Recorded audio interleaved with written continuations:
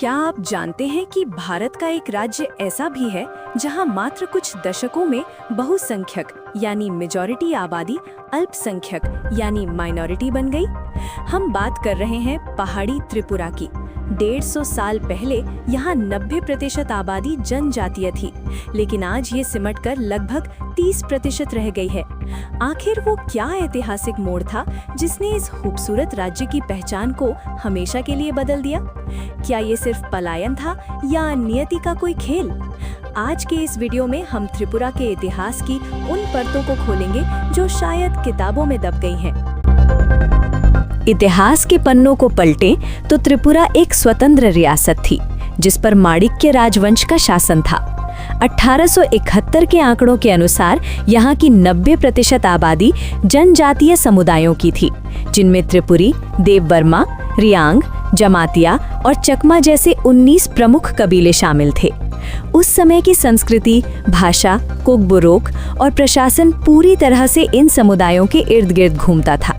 राजाओं ने हालांकि बंगाली विद्वानों को प्रशासन में जगह दी थी, लेकिन आम जनजीवन पूरी तरह जनजातीय था।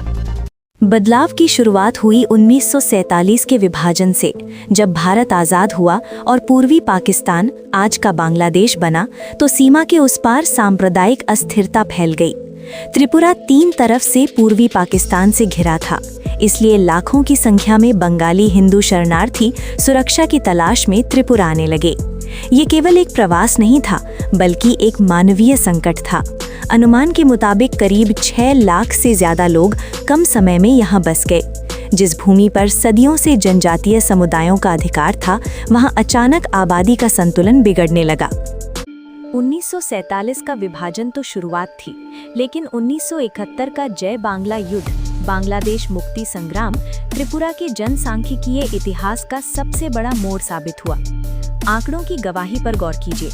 1941 जनजातीय आबादी लगभग 62% थी।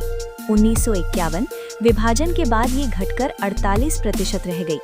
1971 से 81 के दौरान 1971 के युद्ध में जब लाखों लोग शरण लेने के लिए सीमा पार करके त्रिपुरा आए, तो स्थिति पूरी तरह बदल गई। एक समय ऐसा आया जब त्रिपुरा की अपनी आबादी लगभग 15 लाख थी और शरणार्थियों की संख्या भी उसके करीब पहुंच गई थी। इसका सीधा असर ये हुआ कि 1981 तक आते आते जनजातीय आबादी का आंकड़ा गिरकर 28% से 29% के निचले स्तर तक आ गया। इतनी तेजी से हुआ ये डेमोग्राफिक शिफ्ट भारत के इतिहास में विरला है। सोचिए, जो जनजातीय लोग सदियों से अपनी भूमि और संस्कृति के रक्षक थे, वे देखते ही देखते अपनी ही जमीन पर संख्या बल में पीछे छूट गए। 1971 की इस घटना ने न केवल त्रिपुरा के सामाजिक ताने बाने को बदला, बल्कि इसने राजनीति में पहचान के संकट यानी आइडेंटिटी क्राइसिस की नींव भी रख दी, जिसने आगे चलकर कई आंदोलनों और TTADAC जैसी संस्थाओं के गठन को जन्म दिया। जब संसाधन सीमित हों और आबादी बढ़ जाए तो संघर्ष लाजमी है।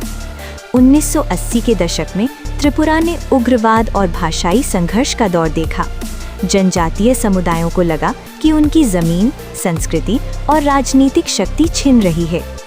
इसी असंतोष को दूर करने के लिए 1985 में TTADC यानी Tripura tribal areas autonomous district council का गठन किया गया। संविधान की 6ठी अनुसूची के तहत बनी इस परिषद का मकसद था जनजातीय भूमि और उनकी विशिष्ट पहचान को संवैधानिक सुरक्षा देना। आज ये परिषद त्रिपुरा के 68% भूभाग का प्रशासन संभालती है। त्रिपुरा की कहानी हमें सिखाती है कि भूगोल और इतिहास कैसे किसी समाज की तकदीर बदल सकते हैं।